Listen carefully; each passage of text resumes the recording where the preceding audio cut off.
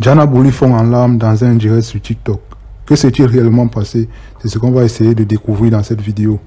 Mais avant de commencer, je vous invite à liker la vidéo et abonnez-vous si ce n'est pas encore fait. Vous avez certainement vu la vidéo de Diana Bouli qui circule sur la toile depuis un moment où on la voit fondre en larmes dans un direct sur TikTok. Et on se demande réellement qu'est-ce qui s'est passé. Très bien, tantôt, je crois que je viens déjà fait. Attends, j'ai commencé à faire. Maintenant, je préfère être transparente parce que je trouve ça trop injuste de tout le temps se faire attaquer pour ça. Si ce n'est pas de tantôt se faire attaquer. Ne vous inquiétez pas, il ne va pas quitter le réseau. Et je ne fais pas des critiques, mais je me dis, si c'est quand on passe un concours pour avoir des choses, j'aurais passé le concours. Là, on ne passe pas un concours. Tout ce qu'on te donne, c'est un peu naturel. Je viens déjà fait.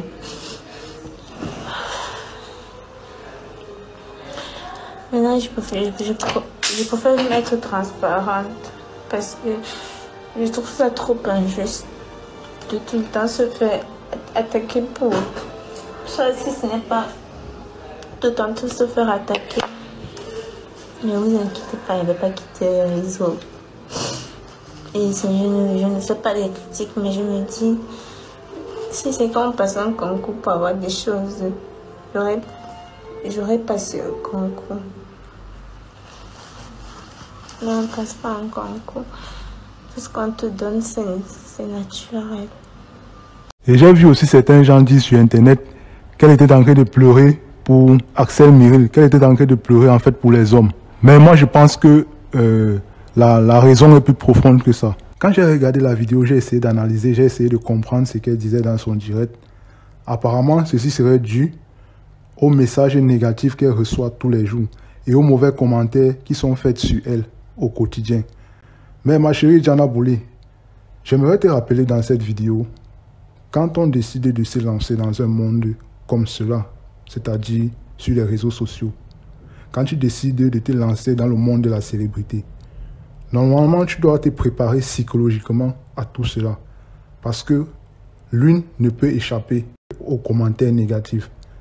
Donc, quand tu veux te lancer dans le monde des réseaux sociaux, rassure-toi d'abord que tu es immunisé contre tout cela. Que tu es immunisé contre les injures, contre les commentaires négatifs. Donc, tu ne peux pas échapper à tout cela. Tout le monde ne peut pas t'aimer. Autant les gens apprécient ce que tu fais, autant les gens vont aussi détester. Tout le monde ne peut pas t'aimer. Bien sûr, les gens apprécient ce que tu fais, mais il y a aussi d'autres qui n'apprécient pas. Donc, c'est à toi de choisir ton camp. Si tu veux te focaliser sur les messages négatifs, ma chérie, franchement, tu dois te trouver dans une situation que toi-même, tu ne dois pas aimer.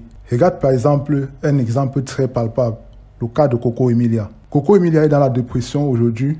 C'est à une grande partie dû aux réseaux sociaux. Évite de te focaliser sur les messages négatifs. Donc, c'est à toi de faire ton choix. Si tu veux juste te focaliser sur les messages négatifs, ma chérie, sache que tu ne dois pas faire, tu ne dois pas durer longtemps sur les réseaux sociaux. Parce qu'il y a des gens qui sont formés uniquement pour ça. Donc, il y a des gens qui sont formés uniquement pour te nuire sur les réseaux sociaux. Peu importe ce que tu fais, on va critiquer. Que tu fasses ce qui est bien, que tu fasses ce qui est mauvais, on va toujours te critiquer. Donc, Diana, évite les commentaires négatifs. Si tu sais que ça doit te mettre dans cet état, évite-les. Quand tu reçois un commentaire négatif, ne prends même pas le temps de lire. Focalise-toi sur les commentaires positifs qu'on fait sur toi. Et je pense vraiment que cette fille-là, elle a besoin d'aide. Diana Bouli a vraiment besoin d'aide. C'est encore un enfant. Ce n'est pas parce qu'elle a le corps d'une grande femme. Elle n'a pas encore la maturité dans la famille. Franchement, essayons souvent de faire preuve de compassion.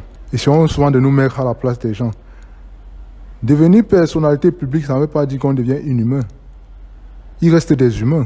Ils ont un cœur.